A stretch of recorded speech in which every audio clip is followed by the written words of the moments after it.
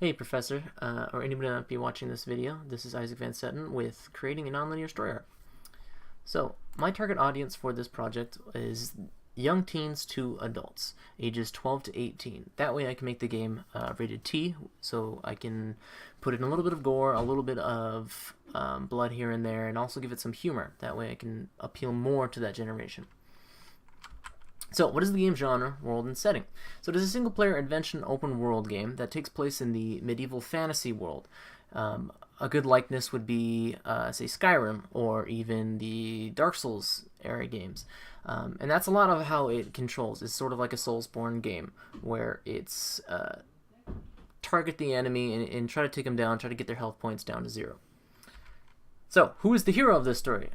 This is Willow Wolfsbane. You will be playing as her. Her age is a little unknown, and it's kind of up to the player to decide what her age is, similar to Ready Player One, where the character Wade Watts doesn't really have an age. It's kind of up to the reader to figure out what age he is, somewhere in the 17 to 19 area. So, what is her quest? Her grandpa, on his deathbed, gave her a trunk of magic hats. One in particular is a knight's helmet. When she puts on the knight's helmet, it transports her to a medieval world where she is the hero. And she needs to try to save that world in order to get back home.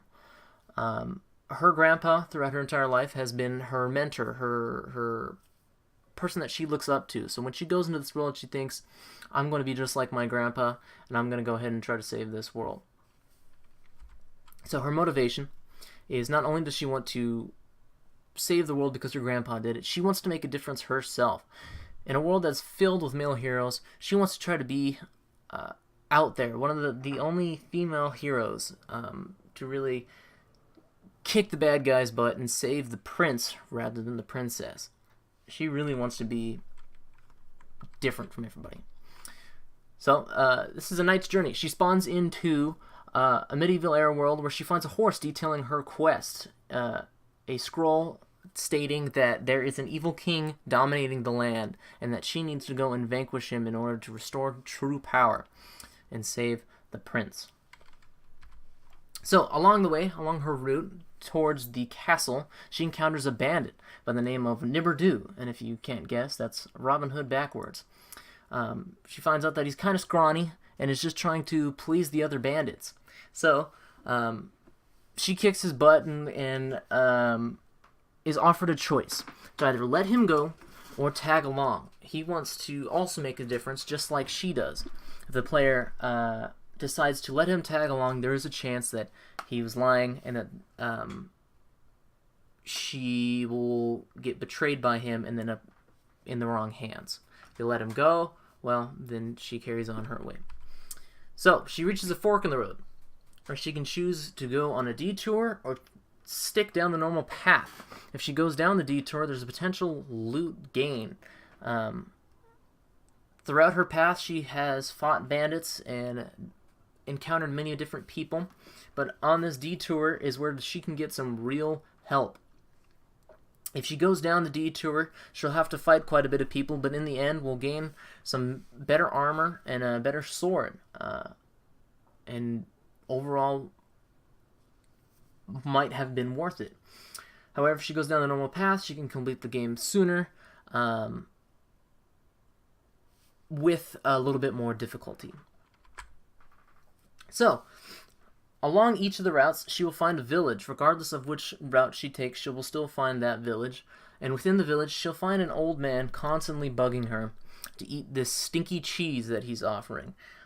Constantly, he's just like, here, yeah, you want this stinky cheese? And she's like, no, I didn't really want it. At that point, the player is given the option to eat the cheese or not. If eaten, they will gain an attack power and a little bit of a health up. If not, the old man gets kind of angry at her and causes her to lose a little bit of HP. So, after the village, she finally makes her way to the evil king, where she is given the choice to fight him. If he does not fight him, she may just instantly leave the world and have a sort of bad ending. However, if she fights him and defeats him, the evil king Templesmith she will gain the ability to reawaken the prince and let him be the king.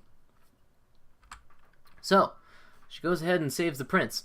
At that point, the prince will give you the option to kiss him or not. If you do kiss him, you'll find out that you just kissed the old man from the village, and that he was the true king all along and was taken over by his brother. You gain a little bit of that story. From there on, the king opens up a portal that allows you to go home. If not, you can stay within the world. The character now gets the choice to either stay in the world and continue being a knight, or go back to the real world and try a different hat. It's kind of up to the character. So, the story ending is she finally vanquishes this prince, and she gets to end her adventure. So, if she goes home, she may try a different hat, perhaps, or like another later game, or what may have it, or she may stay in the world and continue questing and defeating other bandits and evildoers and what have you. Alright, so that's it. Thank you for watching. Hope you enjoyed.